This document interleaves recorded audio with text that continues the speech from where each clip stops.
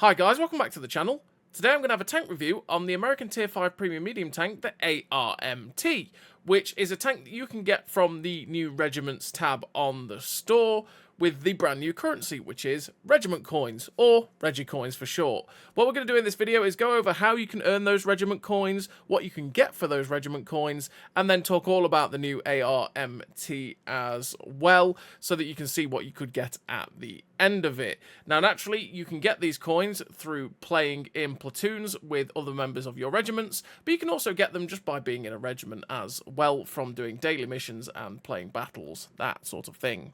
So if you do like the video, as always, don't forget to like and subscribe down below, as it really does help out the channel. And yes, regiment coins. So as you can see, another incredible benefit of being part of a regiment, aside from fellowship you can enjoy, is the ability to earn an exclusive currency, regiment coins. Once you're in a regiment, you'll see your regiment coin balance in the upper right corner of your screen, below the line that displays your premium account days, silver, and other game currencies. The balance you see is individually held. That means that regiment coins on your display are all yours to spend. So yes, regiment coins you earn by yourself, and they are all yours to use on whatever you like, not what your regiment does. You've got several ways to earn regiment coins. The most basic one, playing battles. There are 4 standard goals that you can achieve through regular gameplay every time you battle. These are your base earnings. You can earn up to 40 regiment coins per battle for these actions. So, important to note, multiplayer or event battles only. Co-op battles do not count. So your base earnings, you can play a battle and that will get you 10 coins just for playing a battle. Win a battle, that'll get you 10 more coins. So you can get 20 coins by playing by yourself, essentially, with that. And play a platoon battle with a regiment member is 10 coins, and play a platoon battle with a win a platoon battle with a regiment is an extra 10 coins. So if you play by yourself, you can earn 20 coins. If you then also play with your regiment buddies, you could end up getting 40 coins for playing a battle and winning it, essentially, by doing that. But it means that those that want to be in a regiment and want to platoon with people can get extra benefits, as it is a regiment system. It is the whole point of earning things, to be in a regiment, go play with other people, that sort of thing. So naturally, if you do that, you're going to get more, you're going to earn the stuff quicker, but you can still do it solo if you want to.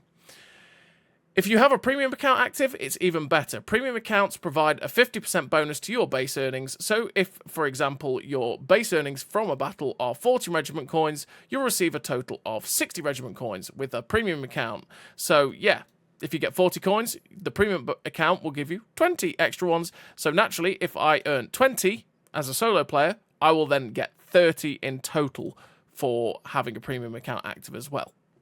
In addition to your base and premium account earnings, you can earn regiment coins by completing daily missions. Daily missions are personal, so you can complete them yourself. You can complete each and every one only once per day, and unlike base earnings goals, daily missions can be completed in co-op as well as multiplayer and special event battles. So this counts stuff like the new Sword Beach mode. So you can see here you'll get log in 50,000 regiment coins. Oh, how kind of them. No, yeah, you basically win 3 battles to give you 50. You'll get complete all daily tasks, and that'll give you 100, that sort of thing. One very important note about regiment coins are season specific. At the end of each season, your regiment coins will expire. Make sure to spend your regiment coins before the season's end, and regiment coins also cannot be gifted or transferred to other players. So bear in mind that before the end of this season or the next season, so basically at the end of the season, before the end of every season, make sure that you spend these regiment coins, otherwise you will lose them. So if you don't quite get enough to be able to get the ARMT, make sure you go get some camos for free, which you can use on any tank you want to. So that's a very important PSA. Do not just sit on these coins thinking they will carry over to the next season, as they won't.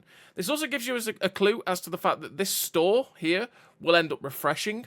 So the likelihood is what you see here might change out and we'll get something else in the store to earn. So this is just the foundation layer. This whole regiment system is just the foundation layer. And from there, they're going to build on it, make it bigger and better as they can, that sort of thing. So what you see here isn't the final store. This will change. But we're going to go through this season's stuff as well. So the Regiment store, so where do you go to spend those hard-earned Regiment coins? To the store, of course. Head to the in-game store and look for Regiments tab in the secondary menu. Here you'll see all the Regiment's exclusive content available for the current season, including camos, emblems, and even premium tanks, which is the ARMT we're going to go over later on. The content in Regiment store changes each season, so if you see something you like, don't hesitate to grab it, as you never know if it'll come back. Please note, items from the Regiment store cannot be gifted, returned, or refunded. So there you go. So yeah, you've got the metallic shards, camos, crosshair design, split tones. We'll go have a look at that in a second in the in-game and the ARMT. And as you can see, that's where you will see how many Regiment coins you earn in that little section of your post-battle results screen. So let's go back into the game. So here is the Regiment system in game. As you can see, if you own a clan or manage a clan, you can press the right trigger, go onto this management system here, and you'll have recruit, edit, and disband. Naturally, don't want to disband it, but you can have edit details or recruit. If you have a clan, you can only have 100, or regiment. I'm going to put that in the regiment jar over here. Yeah, if you have a regiment, you can only have 100 members. So currently we have 98 in Pleb, but we are also missing Randy, who's gone off to do Clan Wars type tournament things, so he will be back. So we are missing one space, essentially. But you can only have 100. So if you see a clan's got nearly 100 people in it, there's no point, because there's going to be no space for you in that clan. You can also edit the details of your clan. So as you can see here, we've got the Plebs Community Clan, the Regiment tag, and the motto, which will go Pleb by name, not by nature. That's what we're going to go for. Not by, if I can spell, nature. See if it lets me accept this. Yeah, there we go. Pleb by name, not by nature. There you go. And we can save it there. And thus, we have a motto now for our clan. So you can do all of that with your clan. You've got the headquarters section here, which will tell you the statistics that are updated daily. As you can see, 35% survival rate for the clan in general, average of 2.5k damage. We've nearly played 1 million battles as a clan, which is crazy to me, but there you go. So, and yeah, that's the little statistics you can get as you go along for your clan. And also, you can see here, here's the daily challenges. Destroy 10 vehicles, that'll give me 50. Win 3 battles, 50. Use a consumable in a battle 5 times, 50. And complete all daily tasks will give me 100. That's how you can get extra ways of getting your regiment coins as well. So let's get into the store section of the regiments. And as you can see, it's something that they kind of want to build into the regiments tab later on. But for now, the regiment, as I say, it's a foundation layer. For now, the regiments store is in the actual store tab. Eventually, it might end up being in this regiments tab. We don't know. Hopefully it will, so that it's all in one place. But we've got the Regiments tab here in the store, and as you can see, you've got the ARMT, you've got all of these different camos here. So we've got the Metallic Shards 1, the Metallic Shards 2, the Metallic Shards 3, a lot of Metallic Shards, oh that's quite a nice camo, I quite like that camo, to be fair. The Crosshair design, the Split Tone Colour 1, the Split Tone Colour 2, the Split Tone Colour 3, the Two-Tone Colour 1, oh, I don't mind that one, the Two-Tone Colour 2, and the Two-Tone Colour 3. I quite like that one as well. That's a little bit me as well. But they're the camos that you can get for your regiment coins. 2,000 Regi coins a camo. The Metallic Shards ones are a little bit more expensive, as they're seen as the more premium ones, I suppose. I suppose it's because it reflects off of the light and stuff like that, as opposed to just being a camo. I don't really know, to be fair. And then you've got the ARMT here, which costs you about 30,000 coins. So let's get onto the ARMT, which is the tank that's worth 30,000 regiment coins. And for me, it's not that great of a tank, honestly. It is a little tier 5 medium tank. But the thing is, the gun isn't that great. The reload is pretty dreadful. And it's got this auto-loading version of the American Sherman guns, essentially the 75mm gun. or 76mm gun, sorry, which is a gun that I don't particularly enjoy on any of the tanks. I prefer playing the Sherman tanks with the Derp gun generally. This gun was one of those that always irritated me a little bit when I played it because it's just a bit inconsistent. The penetration can let you down at times, and it's got fairly low alpha at 115 as well. But the ARMT is one of those that's a big target, it's a big tank, it doesn't really have any armour whatsoever. It doesn't even particularly have that great a camo. As you can see, 313 metres of still concealment with the build that we run isn't too great either. And then, like I say, the reload is also pretty dreadful as well. It does have incredible gun depression, though, which is great for the ARMT. I think it's 15 degrees of gun depression, which is insanely good. And you've got incredible elevation, too, which can be quite funny for looking up at the sky. Not very useful, generally, but you can look up at the sky with it.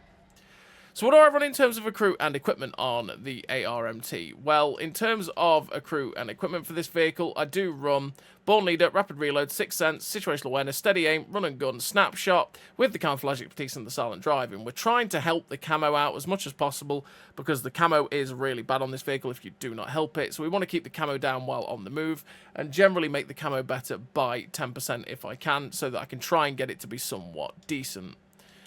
And then, in terms of equipment, I run the traction system, the camo net, and optics. Optics to be able to get the 473 metres of view range on this vehicle, which is good enough for a tier 5 tank. It means that we can end up spotting for ourselves pretty easily.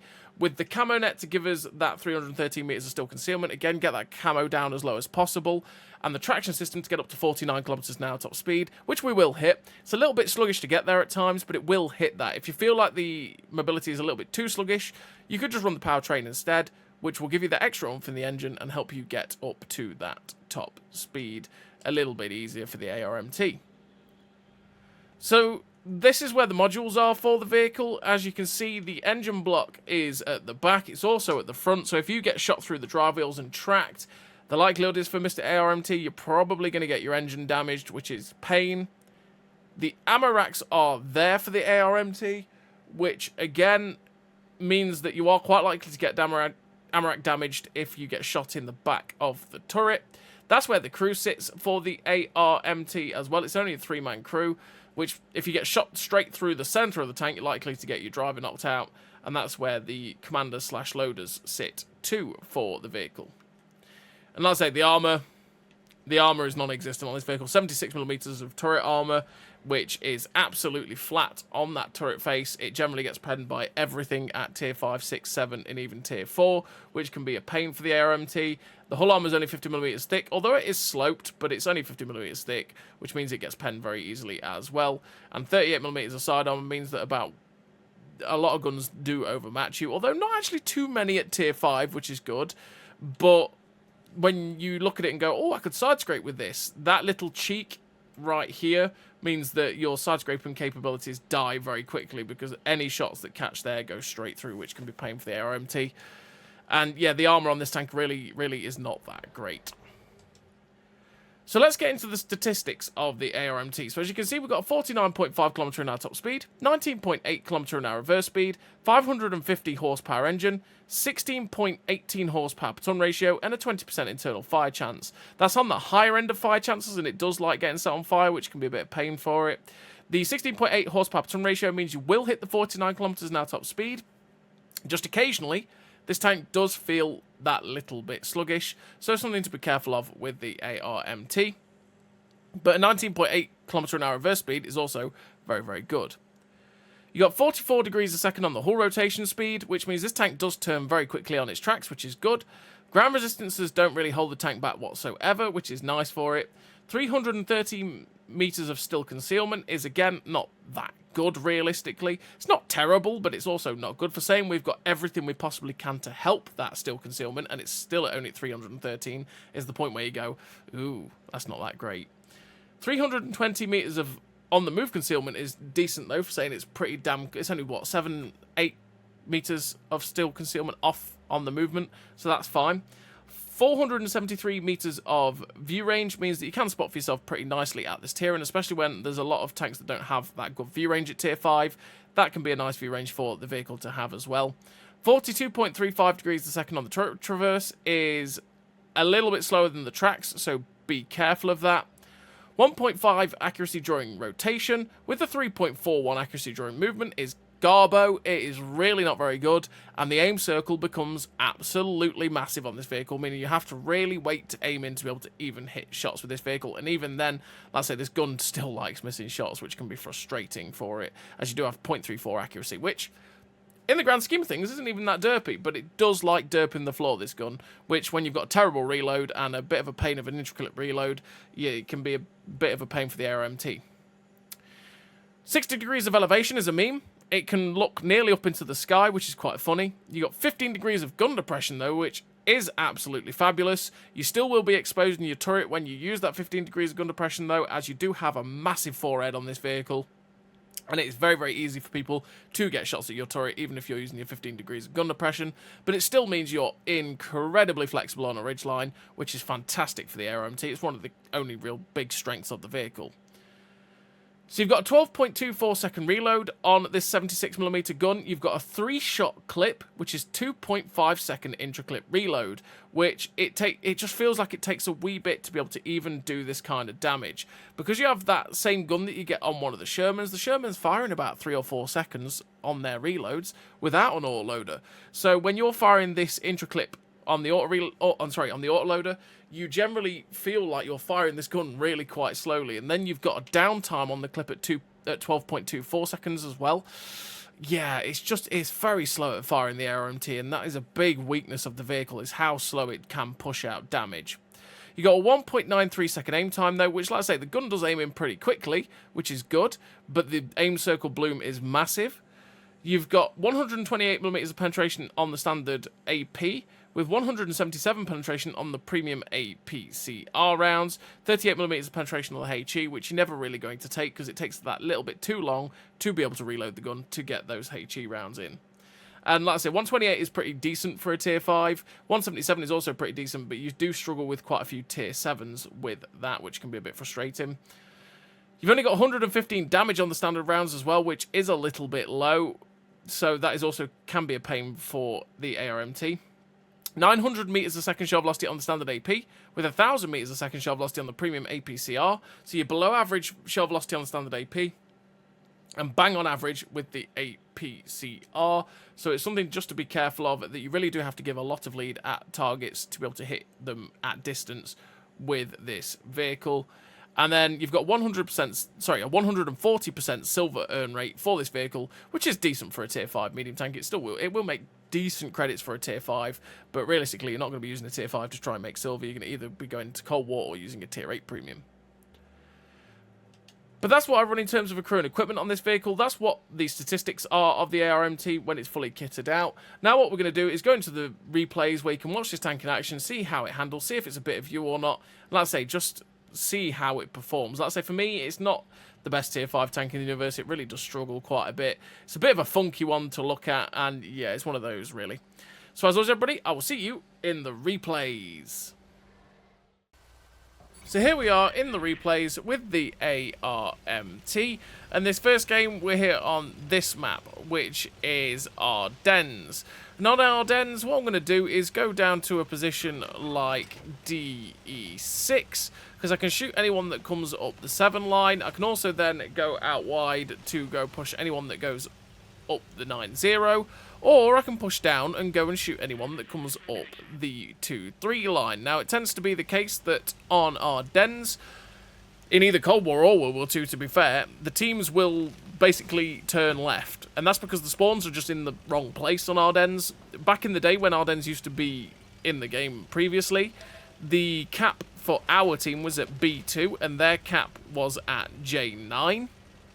And that was such a better position for those spawns because it didn't encourage the ways that the teams tend to go now. So a lot of the time, their team will go straight left because they'll get to our cap very, very quickly that way, and our team will turn left because we'll get to their cap that way very, very quickly as well, which is not really good for the gameplay on this map, and it can lead to some silly quick games on this map, as, like I say, both teams spawn at a point where they're actually close to the enemy cap if they just go left, right? But I digress. We've got to the fight here at C7, and a lot of their team are in front of us down this little alleyway, so we're just going to keep pumping the shots out. And this way you can see This gun dishes out damage very slowly. The reload on this clip is quite slow for what is a 345 damage clip. The reload on the clip is very slow. And then you've got the intra-clip reload, where, again, it's slow. And you sit there feeling like you're not really getting any damage done, and the enemy team are hitting you just as fast as you're hitting them. But they don't have the problem of having to sit for their intra-clip, or having to sit for their actual full clip, which can definitely be painful for the ARMT, and it's just an absolute frustration at times, to be perfectly honest with you. Like I said, I don't think this tank is very good, but there we go. So, we're getting some shots downrange towards this Matilda. We ended up tracking him with one shot because the shot went wide and hit his tracks, but he ends up getting finished off by the Rampanzer before we managed to get the full clip in, which is a sad time. Now, they've got some tanks in our cap, which is not unheard of on this map. They tend to get there quite quickly. But we've got shots down the way at these Churchills. So we're going to quite happily put some shots into the back of these guys. We knew we could break the Churchill one's engine if we kept pumping shots into his rear like that. And thankfully we did, which means he's going to stay there nice and pinned.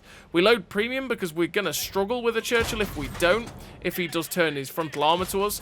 And if we're firing the premium at 177 pen, we can just go straight through the front of the Churchill's turret. Sadly, that third shell ended up hitting the building somehow, so we didn't quite get that third shot into the Churchill, but one Churchill 1 is dead. We're nearly reloaded. Hopefully we can get in to get a couple more shots in before he dies. We take a hit from him, but at this point I'm like, yeah, you can shoot me, that's fine. But we end up shooting our own teammate at that moment, and so we don't get all 3 shots into that Churchill, which is just about typical. There's also the Marder 38T at the end. We're just trying to feather out the shot, but we can't quite find it because of where the buildings were, and he also manages to get himself unspotted. But because we know it was at the end of the road, and the Marder 38T isn't that fast of a tank, we're going to try to go see if he's still here and catch him out. But in fact, a Stug 3G just drives out and goes, yes, shoot me. And, of course, we don't turn down shooting people for free. It's a great time. So there's only 4 tanks left on my team. There's the medium tank in our cap, the heavy tank at G9, and a light tank and that TD, which I think is still the Marder knocking around somewhere. But in fact, the medium tank's popped out of our cap if you look at the map at D1, which means it's probably the light tank in the cap. But we're going to go for this KV-1 since we're already here. Once we've dealt with the KV-1, we can go and deal with our base. Now, I'm not as concerned about the base. Sure, if they get 2 in there, they might be able to cap it out. But generally, because we've already got 1 in the cap and there's already quite a few people around it, we're likely that we'll just win by cap anyway. But we're going to try and use the mobility here of the ARMT to use that 49 km/h top speed, get back to that cap, and try and reset it if we need to. And as you can see, actually, they get 2 in it. And the likelihood is they could win this now, but since we have medium tanks back there already, they get the reset in. And even though they've got 2 tanks in there, they're still going to lose to our cap. And the hope is we can try and get there. But as you can see with the tank, you do get up to the 49 km/h top speed. But you lose it quite easily as soon as you hit a hill, because it is that little bit sluggish. But we end up winning that game in the end without managing to get back towards the cap. We finished with the victory. 1 kill, 1919 damage. That's quite satisfying. 30 regiment coins there with the high caliber, the Confederate, and the third class. So you saw you got the 30 regiment coins there, and that was the 10 coins for winning, the 10 coins for playing a battle, and half of that total back as well for just having a premium account. So you can do this fully solo if you want to. You could end up creating your own clan and just being in a clan by yourself and setting it to invite only, that sort of thing, and you'll still be able to get the regiment store rewards, but it will just accumulate for you a lot slower, naturally, than if you played with other members of your clan. So we're on this second battle, and now we're on Swamp.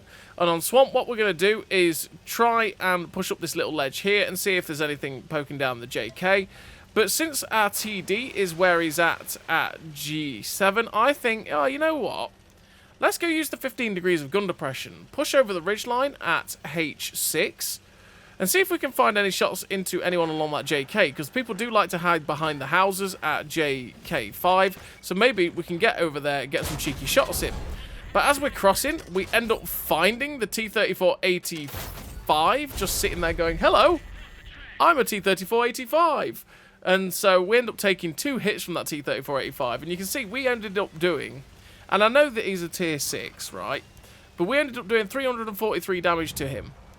He did nearly 360 odd damage to us in 2 shots in the same amount of time.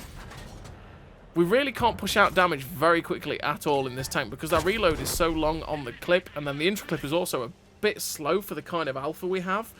It's just, yeah, I don't particularly like this tank, and I don't particularly think it's that good for just generally the gun handling being a bit iffy at times, and also the general reload on the tank being utterly garbo, but there you go. So we see Mr. T-34, we managed to get a couple of shots into the T-34, and we're going to try and get out of dodge. He's firing HE though, so he's not really too much of a threat. But because we managed to track him, we get a decent bit of assistance damage on it, and we're up to 907 damage with 455 assistance. And here we're going to use the 15 degrees of gun depression that this tank has. Sadly, the first shot goes low and does track damage only to the Jagdpanzer IV, but we managed to get the second shot in that does track and pen him, and the third shot managed to track him as well, keeping him pinned sideways on for my teammates who are coming up the ridgeline. Hopefully we can secure a 1 hit point and a dream. We'll secure the kill with 1 hit point and a dream. Not even enough for a damage ribbon.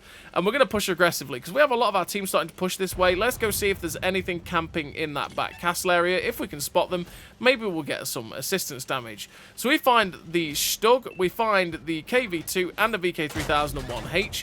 Just trying to find some shots into the lower plate of the Stug 3G, because I know if I put some shots into that lower plate, I can break the engine of a Stug 3G, which is exactly what we just did there. And it happens every time to the poor Stugs, same as it does the Jagdpanzer IV, that if you shoot them in that front end like that, likelihood is they will lose their engines, which means they get stuck there.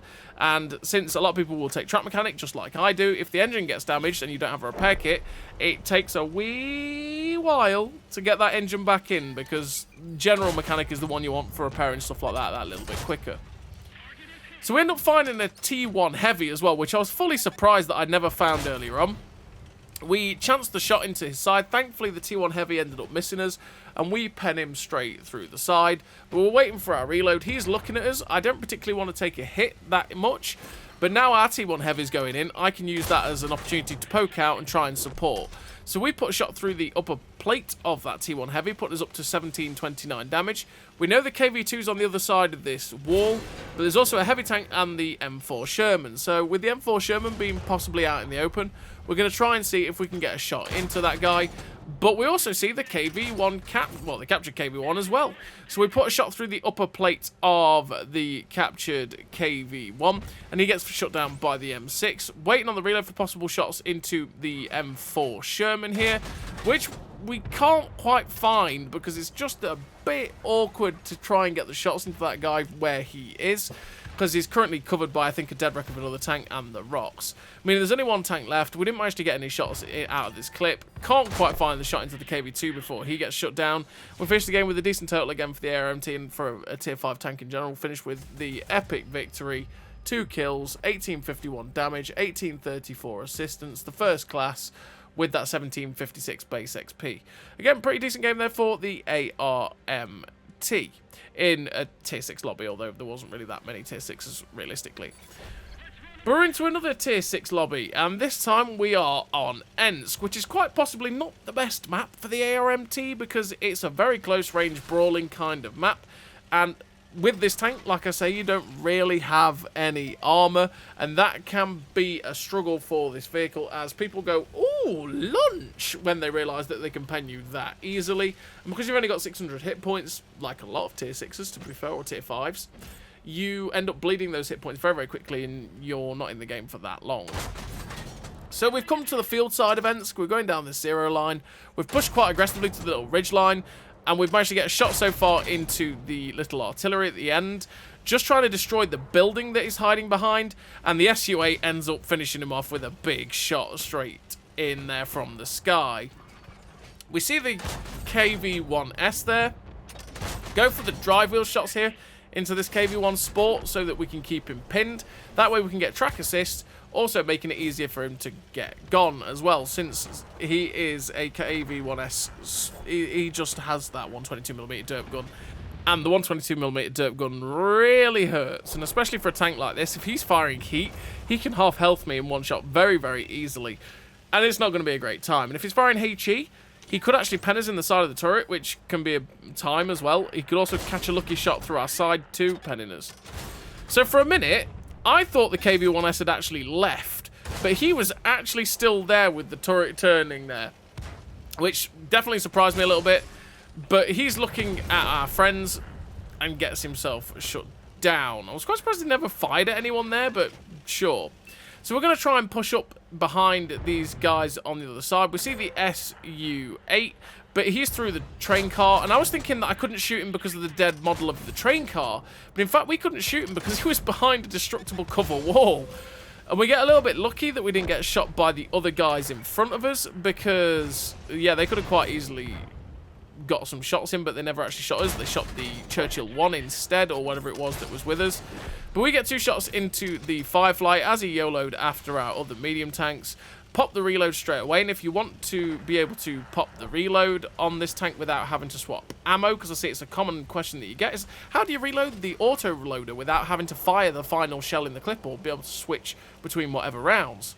Well, you press right on the D-pad, and that will reload the shell container as they list it in the settings, or that's what the reload the clip is for me anyway. And that way I can reload the clip without having to waste any ammunition and all that good stuff. So as we drive around the corner, we find a Cromwell. We were going after the heavy tank, but we find the Cromwell. He ends up penning us once, and I reload premium. Now, I don't need the premium for the Cromwell, but I do need it for the British Bulldog at the end, as it is basically a Churchill 7. Just waiting on that reload so we can pull around the corner and get him. Our camo there actually meant we didn't get spotted when we pulled around the corner, and that's because there was the bushes and stuff between me and that British Bulldog, but he did see us when we got the shots in. And again, that's what I'm talking about with the intraclip reload on this vehicle. We managed to get all 3 shots in, but he also managed to shoot us twice in the same period of time. We just managed to get the early shot into that British Bulldog before we took another hit or 2 from him, right? And it's just where the intraclip reload on this tank is slow, with also having a slow main clip. It's just absolute pain for the ARMT. But that British Bulldog gets shut down by the captured KV-1, meaning there's only 1 tank left, and oh boy, it's a Brumbayer. That could have been a painful mistake. We could have died there very, very easily. Thankfully, he didn't pen us. We used the mobility of this tank to get around him and finish off the Brumbayer with a shot straight through, using the full gun depression there of the tank. You can see it really does look into the floor very easily. And finished with the epic victory, 1 kill, 2.1k damage, 812 assistance, the 30 Regi coins again, the first class for that 1695 base XP. A pretty decent game again for the ARMT, showing off what it's capable of, but also I hope you saw the frustrations with it, with how slow those reloads are and stuff, and the fact that you don't really have any armor either, which can be a pure pain for this vehicle. So as always, everybody, thank you very much for watching, and I'll see you next time.